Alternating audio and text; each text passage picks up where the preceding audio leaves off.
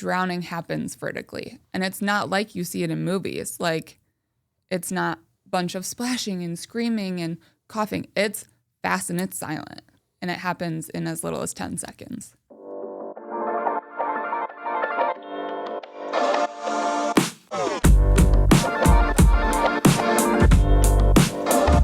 Welcome back to the Talk Midland podcast. My name is Logan Ricchetti with Modern Realty. Today I'm going to blow the intro, but I'm going to try anyway. Abbi, Schieber, Bundze. Bundze, but you're so close. Close. Yeah. That's a Latvian last name. Yes, my husband is from Latvia.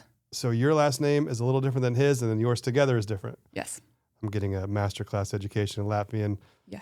Past tense and present tense here, but I really blew it. I tried my best. Okay. Schieber Swim School and Schieber Swim Foundation. Yes. Oh yeah. Yes. Thank you so much for having me. We're gonna talk all about this concept because it's very important for your kiddos to know how to swim. Yes. So important. And that's a service that you offer. Yes. Can you tell us all about it? Yeah.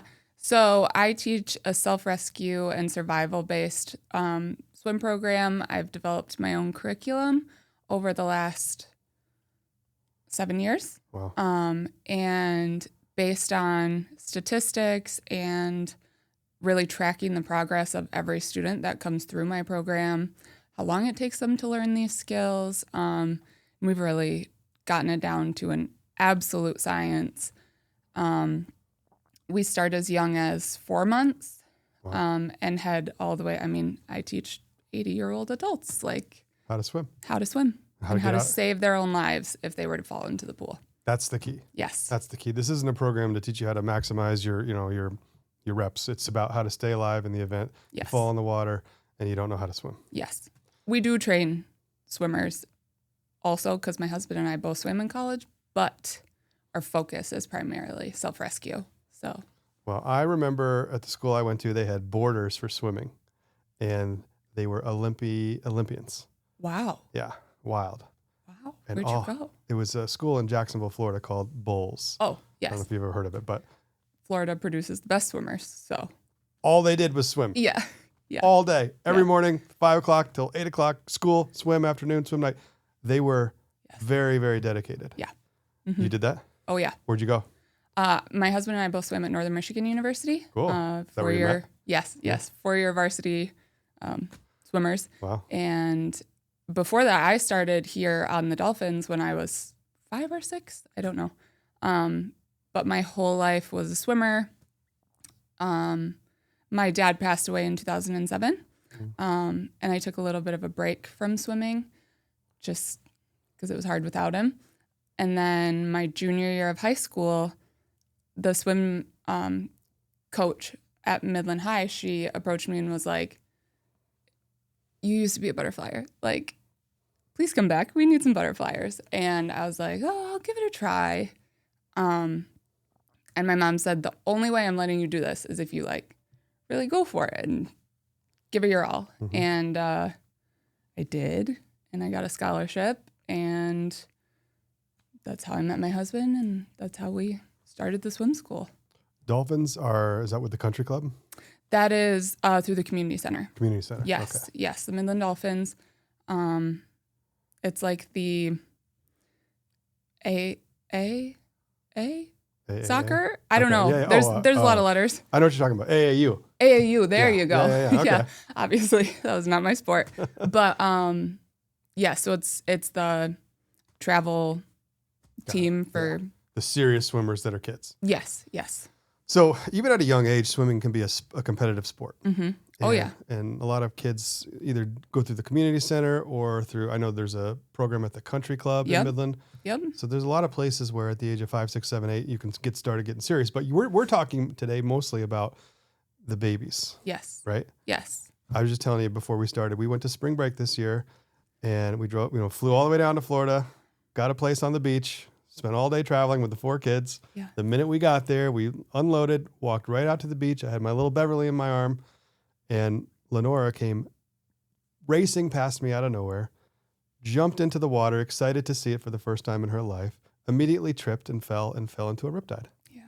And within 2 or 3 seconds, she was screaming and she was getting pulled under. Yeah. Which was not a fun experience for Daddy, No. as you can imagine. Right. Right. And I ran and grabbed her and, grabbed her out of there and lost my phone for the week, which was a bummer, but Oh no. kept the kid, Kept the kid. Right. Priorities. Yep. I had Beverly in one arm and Lenore in the other arm, and my phone had fallen out of my pocket because I had to dive to get her. So I was watching the phone float away, and I had a decision to make. Yeah. You made the right one. Beverly, Lenora, phone. I can only keep 2. Right. And I thought about it. Yeah, for sure. You know what that's like to lose your phone. To lose your phone. Terrible. Like, obviously, I'm just kidding. But the point of that story is that, after that experience for Lenora, she didn't go into the water again for the rest of the week, which is a bummer because we were on spring break in the ocean. Yeah. And I think what that means is she needs to know, all these kids need to know how to conduct themselves in the water, especially if it's an accident getting in. Yeah. It's one thing if you're in 6 inches of water, like a puddle, like, the parks, we have a lot of beautiful parks in Midland where you can go, and they have the splash parks. Yep. Thrun Park is one of them. They got another one downtown. Those are not very risky because the worst thing that can happen is they slip. Right. But once you start getting into an actual pool, when water can be up to or above your actual, head. Yeah. Now you got to know what you're doing. Yeah. All right. So how do you fix that? So you put them in a swim program that teaches self-rescue, not just water acclimation, not just like let's play and splash around a little bit. You need a program that focuses on, okay, what do you do if you fall into the water unexpectedly? And another one a lot of parents don't think about is shallow water. Shallow water drownings happen. You can supposedly drown in 2 inches of water. That's unlikely and very rare, but it can happen. And especially think of like a bathtub, a baby left unattended in a bathtub. It happens, unfortunately. And think of the kids' pool at the country club. Your kids know that they can touch there and they're walking around and it's 18 inches deep max. Mm-hmm. They still have to know how to get on their backs because if they're fumbling around looking for the bottom of the pool, it's so dangerous. I've watched it happen so many times. Like I have grabbed so many kids out of there and been like, whoa, all right, let's stand up, just because parents think that's so safe and it's not. Well, I'm guilty of that myself. I had my buddy last summer brought his kids into town. Yeah. And they were 2 or 3 years old. Yeah. And they were in the kiddie pool at the country club. Yeah. And that exact thing happened. She's only 2.5 feet tall. Right. She doesn't know how to swim yet. We think she's safe. Yep. She's not even, I don't remember if she was in a puddle jumper. Yeah, or not. I can't remember. I don't think she was because I don't think we thought she needed it in 12 inches of water. Right. Sure enough, she kind of fell over and couldn't get herself up, and it was a dangerous situation. Yeah, it's so stressful to watch every summer. I'm like, okay, all right, we got a lifeguard while we're at the pool. Keep your eyes peeled. And it does. I've watched it happen so many times. Just parents underestimate even shallow water. And drowning is the leading cause of accidental death in children ages 1 to 4. And boys disproportionately make up the majority of those drownings because I don't know why. I think parents trust boys or have a little bit less supervision with boys. I don't have any, so I can't speak to that firsthand. But I think there's just boys will be boys, a little bit more like, they're rough and tumble. So there's just more freedom given. And I think that's where it happens. And most drownings happen in, residential pools. You go to a friend's house and they often happen within 5 minutes of your child being observed as safe outside of the water. So you were playing in the pool, you went inside to grab lunch, you thought the kid was inside, they wandered back out, and it happens all the time. Yeah, I'm a little crazy as a dad in that regard. I will not take my eyes off them. Good. And I would suggest anybody who's letting their kid swim to not take their eyes off the kid. Yeah. And especially once you're out of the pool. And if your child wears a life jacket, a puddle jumper, any sort of flotation device regularly in the pool, that's creating such a sense of false security in that child and in the parent. Yes. And so you take your eyes off of them after they're out of the pool. Well, they don't know they can't swim without that on. And so that's where kids get in so much trouble. And that's where, swim programs that teach your child how to swim, yes, but they use noodles and puddle jump or float packs and floaties, just and water wings. assistive devices during swim lessons. All right, it looks like they're competent in the water, and then you remove those security measures, and they don't know what to do. So at Schieber Swim School, we never, ever use any sort of flotation device, Oh, really? float pack, noodle, anything until your child has proven that they meet the self-rescue benchmarks. The only time we'll ever use anything like that, kickboard, anything, is when we're learning strokes, to assist in the strokes. But every week, you jump in, you get on your back, you kick to the wall, you grab the wall, and you exit safely, because they can forget. If you don't use it, you lose it. It's muscle memory, yes, but you have to keep it up still. Let's use Lenora as an example. She's 3 years old. Now she has a little bit of a phobia with the water, I assume. Absolutely. I haven't seen her in the water since spring break. Obviously, this summer we're going to want her to get her in the water and get her going. Her first day with you, what would it be like? So we would establish trust. It's so important that the kids trust you and that they learn to trust the water again, because we have had so many kids with, near drownings or just things that have happened around water, and it creates such a deep fear. But as long as you can get them to trust you, even if you're moving at a pace that they're like, okay, this is still scary. And at 3, it's hard because there's that reasoning and then there's that logic, but there's also, okay, but we still have to get this done. And, they're going to express that in like discomfort and possibly crying. But as you learn to work together, and as she learns to trust whoever she's with, then it becomes less scary and less scary and less scary, If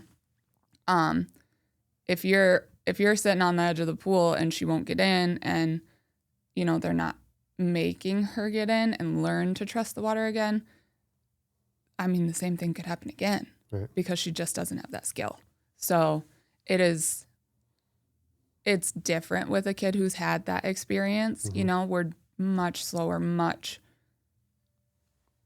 bring it in, we build that trust first, and then we build that trust with the water again, because that's what kids have lost, is that, water used to be fun and safe and I enjoyed it. And then that happens and that goes away. So, right. So that first lesson's kind of, you're holding her in the water, you're carrying her around, walking. Yeah. No, so she would enter on the side of the pool. We get in at the steps. I introduce myself, say, I'm Miss Abbi. What's your name? We talk for a second, and then right away we'll go into, can you blow bubbles?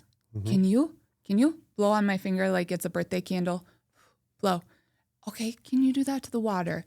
And so, we start so slow.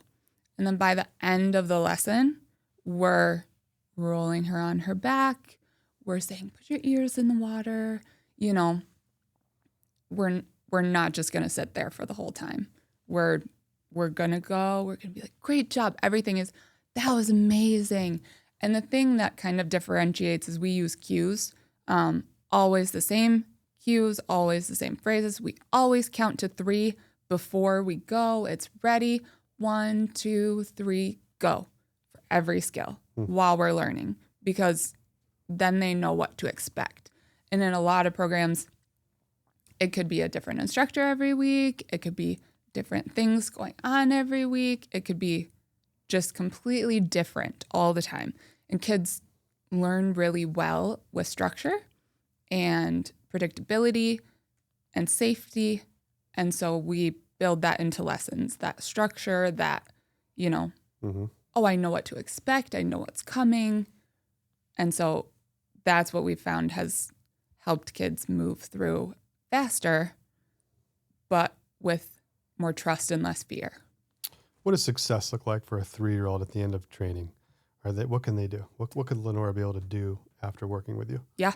So she would be able to, at any way she gets into the pool, falls, jumps, is pushed, thrown, whatever, she would be able to recover up onto her back, float for at least a minute, ideally then kick to the wall, She wouldn't have to float for a minute in a real emergency, but if you can float for 1 minute, you can float for 20.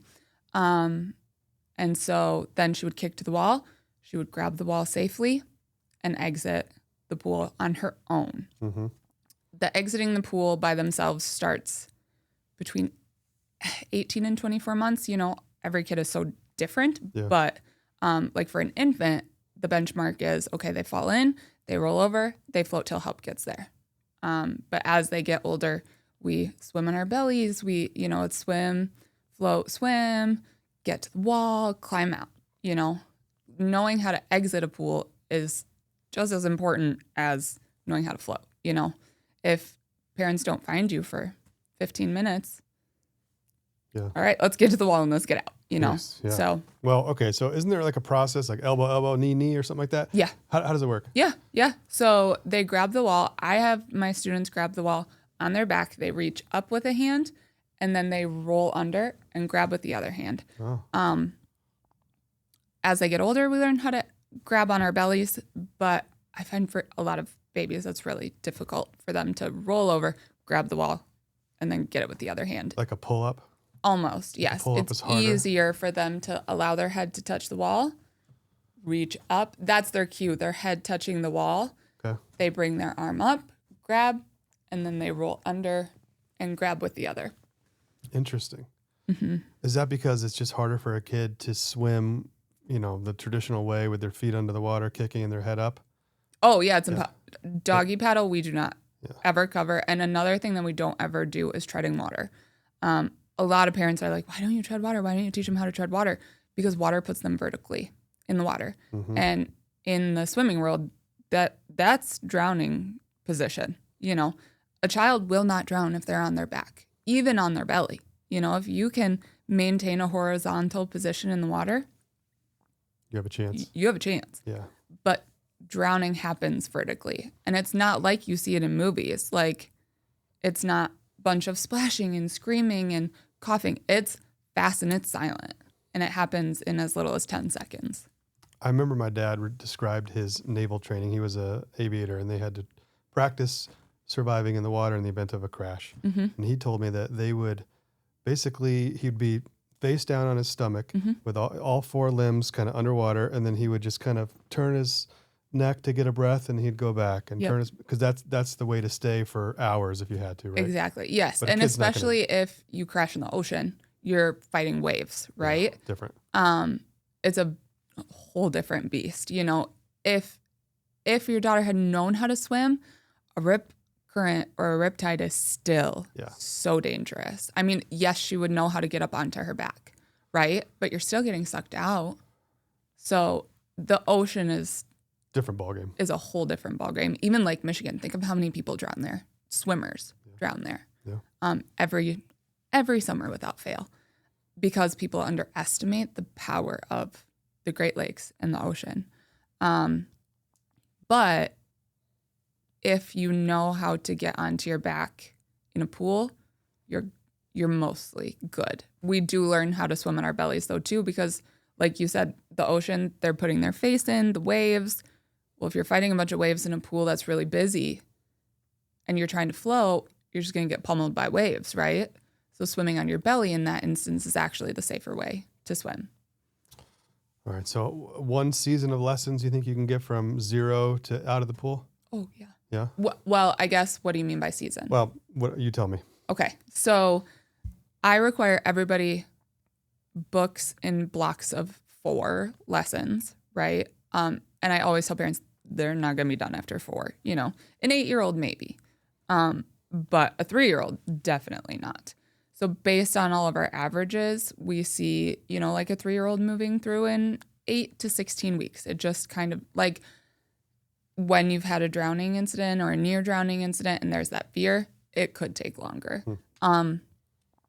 But it should not take any longer than 4 to 6 months to have your child fully self-rescue capable, and ideally 2 or 3. And that's with lessons once a week. Okay. Lessons once a week, 30, 45 minutes? 20. 20 minutes. 20 lessons for a child over age 3, 10 for under age 3. 10 minutes. 10 minutes. Wow. I know. And that's a question we get all the time is like, Are they actually learning anything in 10 minutes? Absolutely. Yeah. They are learning so much in those 10 minutes. Because it is conditioning based. And when people hear conditioning based, they're like, oh, it's aggressive. Oh, they're screaming. Well, for maybe a second, but it's not aggressive. It's gentle, it's predictable, and it's the same every single time. So we're not throwing new things at them without the cues, without, and we're also not just throwing them in the water. Well, let's address that concern because some parents are worried that it'll be traumatic. Right. And when they're screaming or yelling, or if there's any kind of, resistance to the lesson, especially at the beginning, just like anything else, like going to the dentist or anything else. Right. How do you deal with that? Well, how do you deal with them going to the dentist, right? Like, it's tough. uncomfortable the first time, maybe the second time, but you have to go see the dentist, right? And the dentist works with you to make it comfortable, to build that trust, to build that relationship so that it's not scary, it's not uncomfortable. And like, we're not drilling anybody's teeth. We're just teaching you how to swim. So yeah, absolutely. Because how does a child communicate fear in any situation? Crying, right? Screaming, yelling. That's how they know. But we always work through it. I mean, I've never had a kid leave still. Well, okay, that's not true. Like very small infants, maybe they leave still crying, but nowhere near the beginning, right? Yeah. So we build that trust. They build their confidence because after a while they see, oh, wait, I can do this. And then it just less scary, less scary, less scary. So yeah, for sure. In the beginning, they might cry. However, the trauma aspect, absolutely not.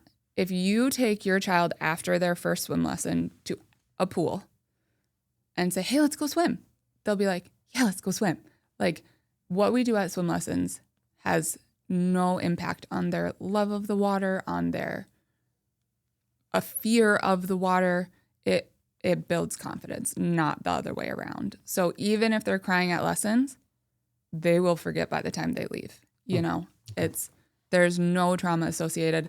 I've done years of research to make sure that we do not inflict any sort of trauma, because then you're just doing the opposite of what you're trying to do. Right. Yeah. What benefit does, say, a 6-month-old baby get from swim training? If they fall in the water, they don't drown. 6 months. 6 months. It's Absolutely. It's just hard to believe that that's the case, huh? Oh yeah. You can do that. Oh yeah. Over and over and over and over. I would say probably 60 to 65% of my students at any given time are infants. Wow. Yeah. 65% of your kiddos are in the infant stage when you're training them. So those parents are really trying to get a head start on keeping their kiddos safe. Yeah. Yeah. Yeah. I think we did that too, come to think of it. Yeah. Yeah. So, and with infants, there is a difference between like mommy and me water acclimation classes. That's what we did. Yes. Which those are beneficial in getting them used to being in a pool, for playtime, for, recreation, for playing with mom and dad. But think of what you guys did in those classes. Did that have anything to do with safety versus, like, did they come out knowing how to float? No. But you put them underwater, right? I think so. Maybe. I think so. Maybe. I think they dunked a little bit. Yeah. Chucked them in there. Right?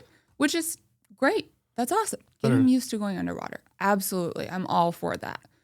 But please do not have an expectation of safety improving from those classes. That's just, let's go swimming. Let's have a great time.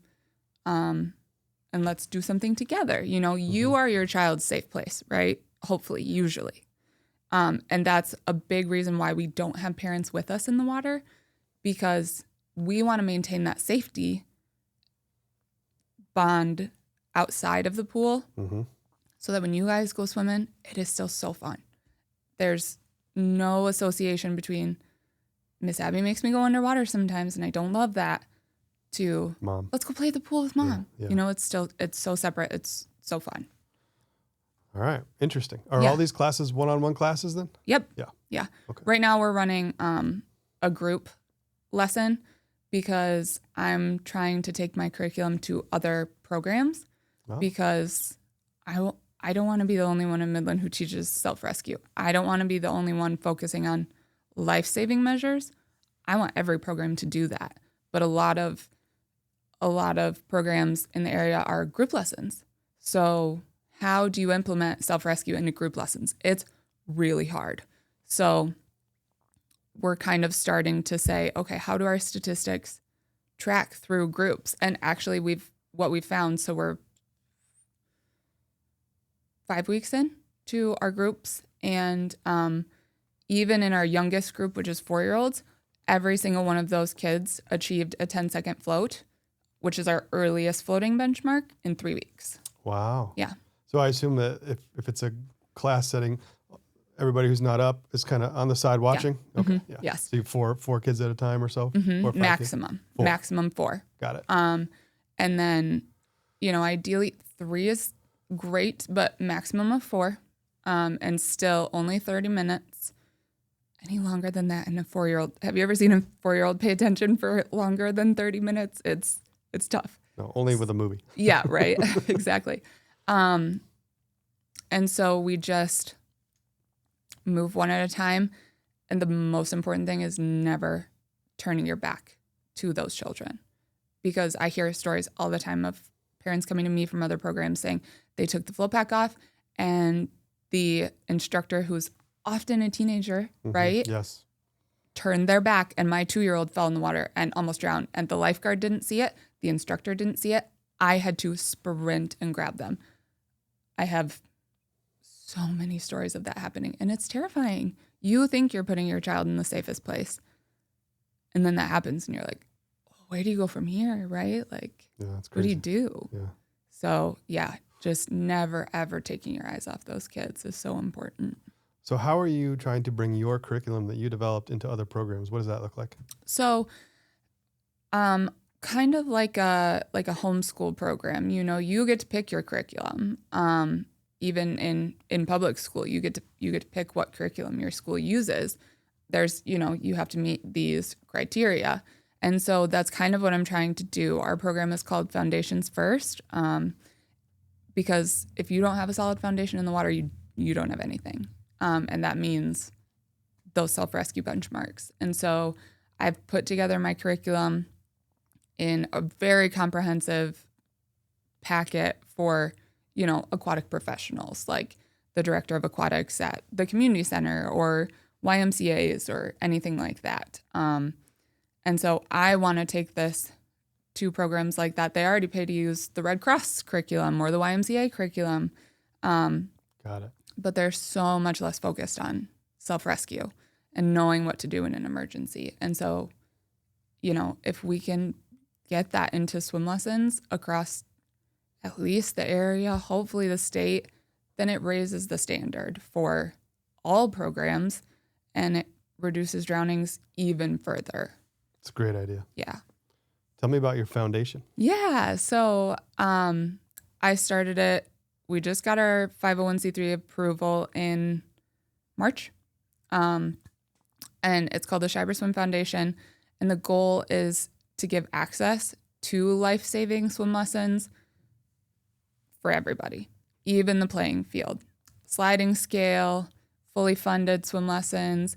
The reason that I had started it originally was because, so my oldest has autism, and sorry, It's okay. finding a program for her, it's hard. Yeah. It's really hard. And it's such an underserved community. It's okay. I cry all the time when I think about my kids. Okay, good. Like every day, at least once a day. Perfect. So I'm you're so good. glad. Yeah. Please don't ask me about them. I won't, I promise. It's okay. We got it together. We're Yes, talking we're about good. your daughter who has Yes. autism and she doesn't have a lot of access to swim. Yeah. So children on the autism spectrum are 160 times more likely to drown Jeez. than their neurotypical peers, which is terrifying. Yeah, That's terrifying. it is. But think of all the other things that come with that is more therapies, more expenses, more all of that. And so the last thing that I want is for the cost to be prohibitive. Right. But because lessons are so specialized and require training and, you know, all of that, lessons are more expensive. Yeah.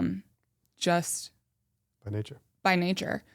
And so I don't want that to ever stop a family from getting swim lessons. And so, you know, over the last 7 years, I've just given a lot of lessons to kids with autism because, like, you have to. Mm-hmm. And so this way, you know, at least we can fund those. Yeah, you can sustain that. You can sustain that.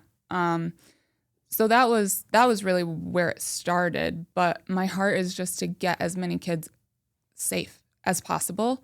And not just through me. Like, as long as a swim program meets a certain benchmark of safety and is focusing on self-rescue, then we'll fund lessons anywhere. So, but they just have to prove that they're meeting those benchmarks, you know? Sure. And it would be nice if you could distribute your curriculum across the region, across the state, and then supplement that with your foundation fundraising. Yes. To help those entities be able to provide more lessons. Exactly. That's the ultimate goal, is just safety and saving kids' lives and, you know, having your child in formal swim lessons is proven to reduce the risk of drowning by 88%. Wow. Which is huge. It's a no-brainer. But imagine if, you know, these were self-rescue lessons. What would that statistic be? Yeah. You know? Even better. Yeah. So that's the goal, is to just get as many kids safe as possible. So you just opened the 501c3, which is an interesting process. I know a little bit about it. I'm looking into it as well. Yeah. Where would you send people to make a donation, or how do you raise funds for the foundation? Yeah. So we just did our first fundraiser. And it really was just for families in our program. Cool. To supplement their costs for their students, and then also raise money for the foundation, for lessons for other kids. So 50% of what they raised went to them, and 50% goes to the foundation. So if you want to make a donation, contact me. We're setting up a bank account for a nonprofit. Also has a lot of strings attached to it. It sure does. So we're finishing that up. But yes, reach out to me, or you can go on our website, schieberswimschool.com, and there is a whole page about our foundation, and there's information on there on how to donate. So. All right. And if I want to schedule lessons for my kiddo, I go to schieberswimschool.com. Abbi, thanks for being on the Talk Midland podcast. Thank you so much for having me. Way to keep it together. Thank you.